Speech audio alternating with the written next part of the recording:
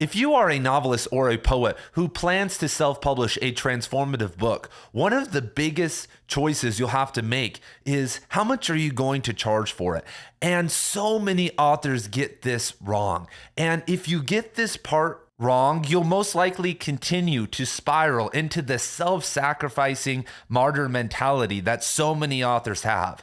You don't want to be one of those bitter and resentful writers that's a pessimist that says, I'm just going to write for myself now. The book industry, no one understands. This is all for me. I don't need to promote my work. You don't want to become that person. But if you aren't selling any books because you're charging too much, or you aren't making any money because you're charging too little, then that's where you'll be heading. And so my job here today is to give you the exact number that us in the literary renaissance are going to charge. And obviously you can deviate from that, but this is what I am doing with my books, the first of which is launching this year, and I have more coming out next year.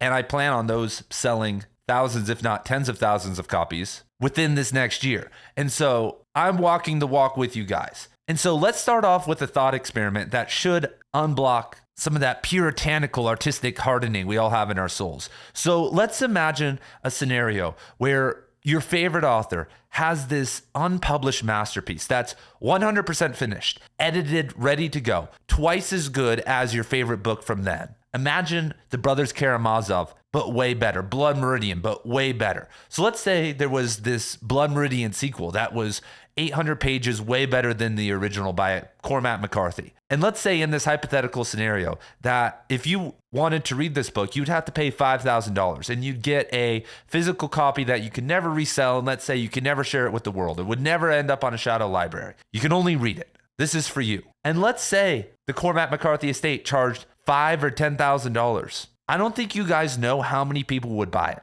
The number is in the thousands. The number could creep into the tens of thousands over time. I have a friend who works at Target who's a huge fan of Cormac McCarthy. He's not a manager. He's just making, I don't know, $15, $20 an hour. Within a year, that dude would sacrifice and not eat and lose weight, move to a cheaper place so that he could have the money to go read the book. There's more people than you could imagine who would sacrifice a lot for that opportunity to read another book by their favorite author. But that scenario shows you the power of an author's brand, because is any book really worth $5,000, $10,000? No, nothing's technically worth it. But the same goes with every single brand. Is it worth paying more for this brand that has a knockoff brand that's the same? We all buy knockoff brands and save money, but sometimes we all buy the actual brand and pay more for whatever reason. And as writers, we discount our power in this regard all of the time.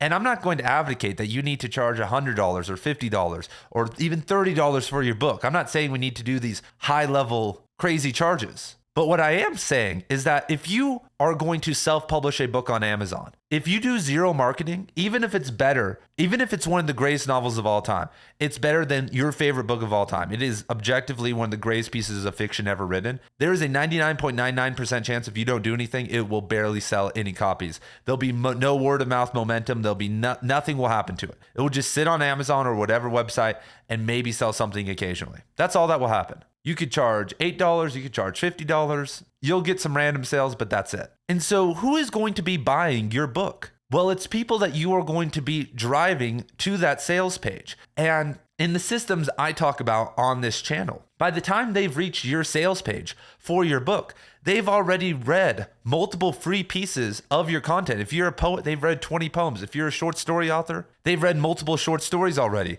on your Substack or whatever else your personal website is, or on your Instagram, wherever. And so when they go to your sales page, they aren't going to be in a race to the bottom mentality.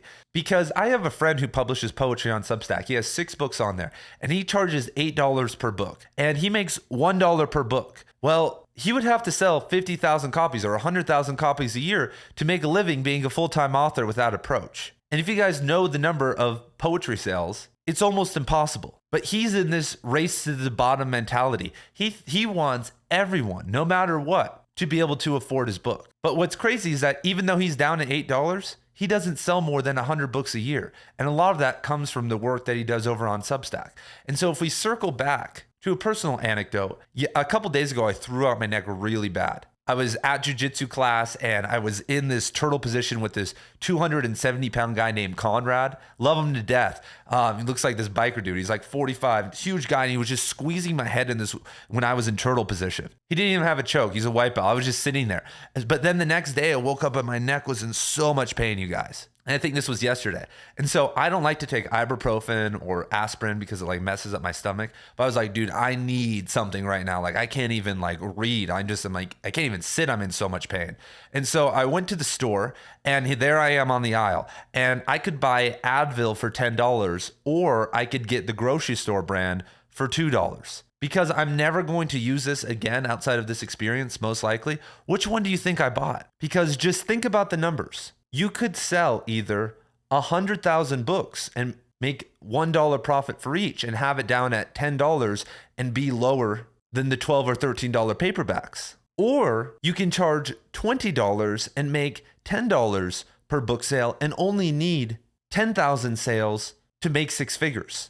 Do you think you're going to lose 90,000 customers because you changed your price from 10 to 20 for your novel? Absolutely not. If you could figure out how to sell 100,000 books for $10, you could easily sell 80 or 90,000 books for $20. And this gap between 10 and 20 right now in the industry is important because the gap from 20 to 30 will lose a lot more people. If I come across just your typical paperback for $30 from an indie author, I'm going to have to really want it to justify that price in my head. For me, 20 isn't crazy. And more importantly, that's around what most indie authors are charging for their books, especially novels. And for authors, I really like at minimum a $10 profit at the minimum for every transaction that you do with someone. For instance, my Substack right now is $11. And after fees, I get about $10 per month of membership from all of my very awesome members.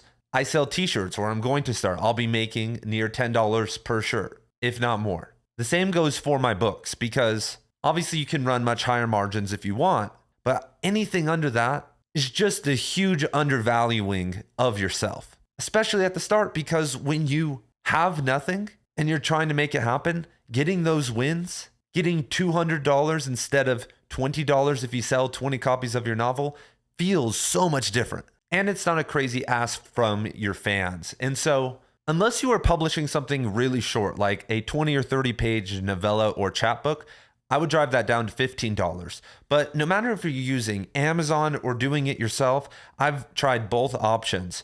Both will cost you about $10 to $15 to produce and ship, whether you are doing it yourself or using Amazon. And so all you have to do is figure out your final production price and just add $10 onto it. And it will be under $25 and more likely closer to $20. And if you don't feel like your novel is worth $20, then you need to do some recalibration. It's either not very good and not worth $20, or you just aren't taking yourself seriously enough as an author yet. And if you don't feel like you can overcome that, then you need to add more value. And if you don't feel like you can do that in the realm of writing, then you could put a QR code in the back to a series of blog posts where you explain the novel or talk about its conception or a million other little ideas that will help you feel comfortable to do that. And so let's go, everyone. Literary Renaissance on me, Literary Renaissance on 3, 1, 2, 3, Literary Renaissance.